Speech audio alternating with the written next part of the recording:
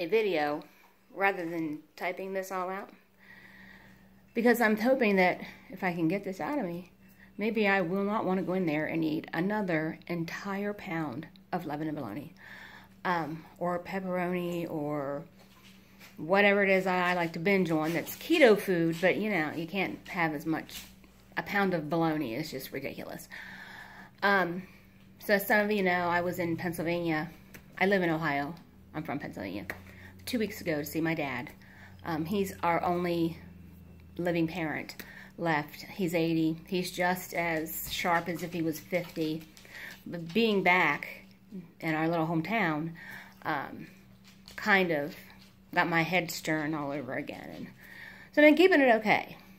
So went to Bruce's uncle's today, and his girlfriend's ex-father-in-law is rapidly declining from Alzheimer's. My own mom had Alzheimer's and Parkinson's. She had it for probably 5 years by the time I took her into my home in 2013. November 2012. My stepdad died, and I went back to Pennsylvania, and they hadn't told me how bad it was. But I discovered that she had meds that, while she insisted she was taking them, they had been filled more than 30 days previously, and they were the whole prescription. So at that point, I knew we'd have to move her out here.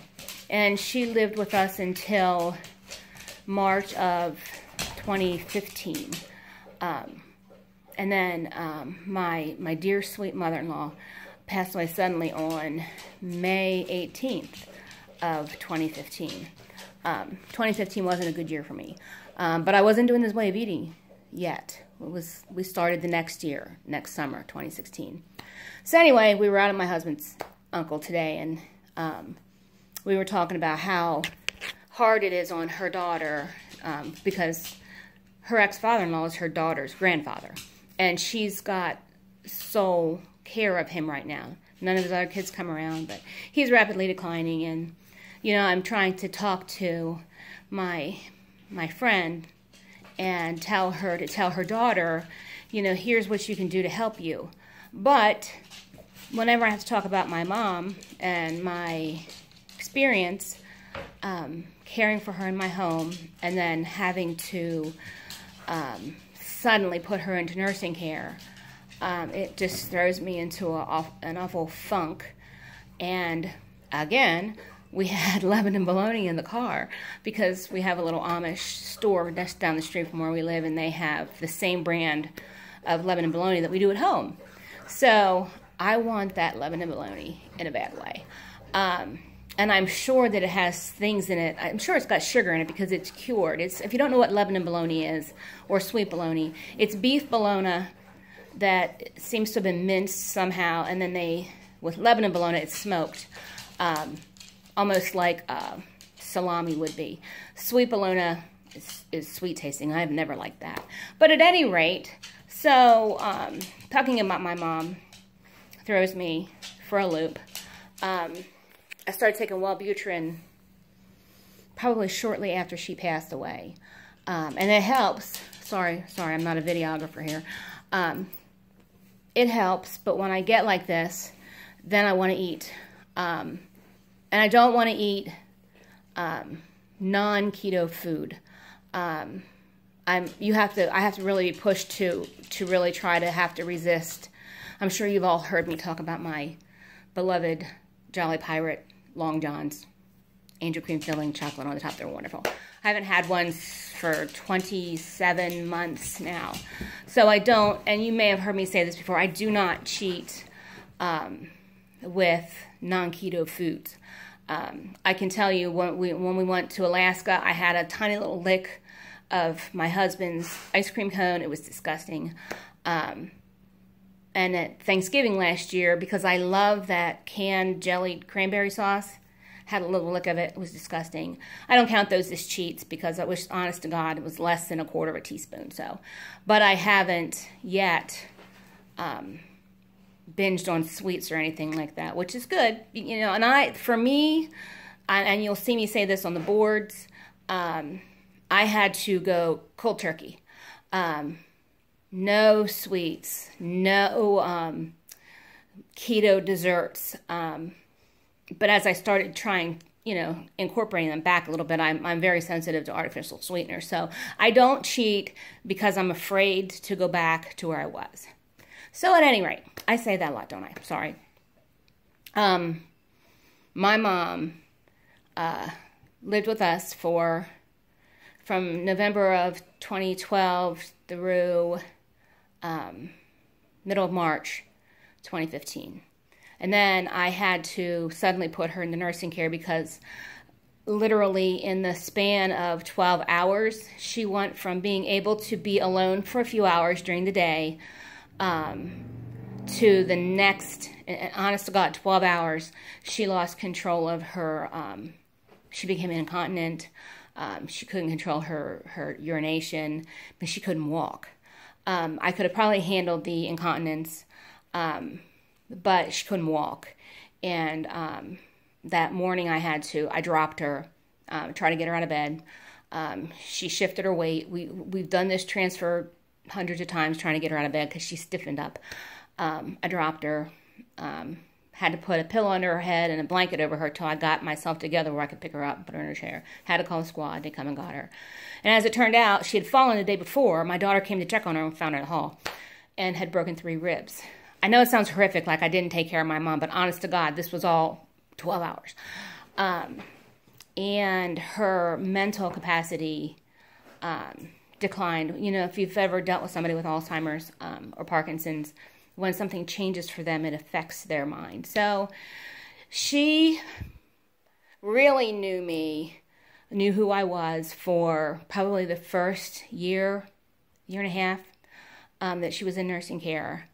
And then we had about 6 months or so of her arguing with me that I was not her Lisa. She referred to me as my Lisa to other people. So she was talking to me and telling me what her Lisa did. My Lisa comes to see me, but I'm her Lisa. I had to kind of let that go. And I had told her while she was living with us that, you know, we were open and honest because she would have little moments where she didn't know what was going on. And she was aware of it. It was gut-wrenching. And I would say to her, I want you to always remember that you trust me. And she'd say, oh, I trust you. And I'd say, okay, so there's going to come a time when you're not going to know me. And I will tell you, I'm that woman that you trust. And then you'll know it's okay. So we went through that. We've had several times where we had to leave the nursing home because my very presence was agitating to her. You know, we went through the whole, her begging me not to leave her there. Often she thought I was her mother. She'd tell me, I promise I'll be a good girl. Just please take me back home with you. It was just horrible. And then for probably 8 months to the last year, she didn't know me at all. And for the last 3 months, she didn't know anybody. And she would decline, and I would be, you know, that how you would get if you know, your mom's dying right now. And, you know, we'd rush to the nursing home, and then she would rally back. So when we knew it was really the end, and my mom had, she wanted no intervention, no IVs, no feeding tube, nothing. Kind of had to argue with a little aide at one point because she came in to feed her. My mom couldn't even speak. And I told her, you know, you're not going to feed her. She said, well, I have to try. And I said, I don't think you understand. She's DNR, complete and total, and you need to take the food out of the room. So she did. And, you know, I apologized for my attitude with her a little later, but, you know, they should have told her. When she was dying, they told us she wouldn't go more than about 2 days with no fluid. She went 8 days. 8 days. My mom was very stubborn. You know, I know she's hearing me say this, and she's, you know, arguing with me, but she was stubborn. I get it from her. So 8 days. And my husband and I were there for the most part. The first probably 3 or 4 days, I continued to work. The last day, I was just exhausted because I take medicine because of the arthritis, and so I can sleep. And if I miss a couple of days of that, I'm flaring. It's just awful. So Bruce sent me home to sleep. And my vision in my head of my mom dying, I didn't want her to be scared. I sang to her. We read scripture to her. But I wanted to hold her hand. And I came home, and I took my medicine. And he called me at about 6. And he said, her breathing is changing. And maybe you should come over. But I was so doped up that I just couldn't comprehend. So he called me back again at about 9. And he said, it's time, Lisa. You need to come over. So, and we literally live a 3-minute drive from the nursing home. So, in the 2 minutes that it took me to throw something on and cage the dogs and rush out the door, he called me back to tell me she had gone. And I missed it. I'm sorry. I didn't get to hold her hand. I didn't get to comfort her. I don't know if she was afraid. My husband was wonderful. He was right there with her. And he said that it just went so much faster than anybody prepared us for. You know, usually you can tell because they're going to be shallow breathing and all that. And that's when he called me like, I know this is it. You need to come over. But she just took a last breath and that was it. It was very peaceful. But I feel horrible. So that's it. And, you know, treated her like a shit when I was growing up. Because you just don't know. You don't know what your parents have been through. You don't know what makes them tick when you're a child. Or a cocky ass, sorry, Robin, teenage girl who knows everything. You just don't.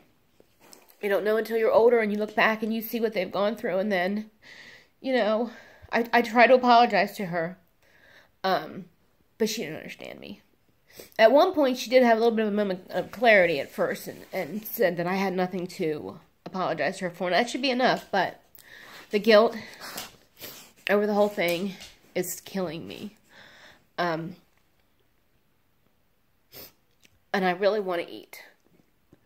I have extremes. Like when I'm very upset, I will either binge prior to this way of eating, or I will starve myself. I would go days without eating anything because it just made me sick. So I'm trying very hard to just suck it up. Only eat what I've, you know, journaled. Have my little half of Lily's bar tonight. And then be done with it. And hopefully, tomorrow, I will snap out of this mood. I can go for weeks now and not be upset. But just one little thing, like talking to somebody and trying to help them in their grief, watching somebody die like this, it knocks me for a loop. I'm an admin in a Alzheimer's caregivers support group for women only. I had to back out of that group because I just can't handle it. So anyway, maybe talking about it, you know, without being actually face-to-face with somebody who wants to pick your brain, will help. But at any rate, thank you. Thank you so much for listening. I love every one of you. All right, I'll talk to you later. Bye.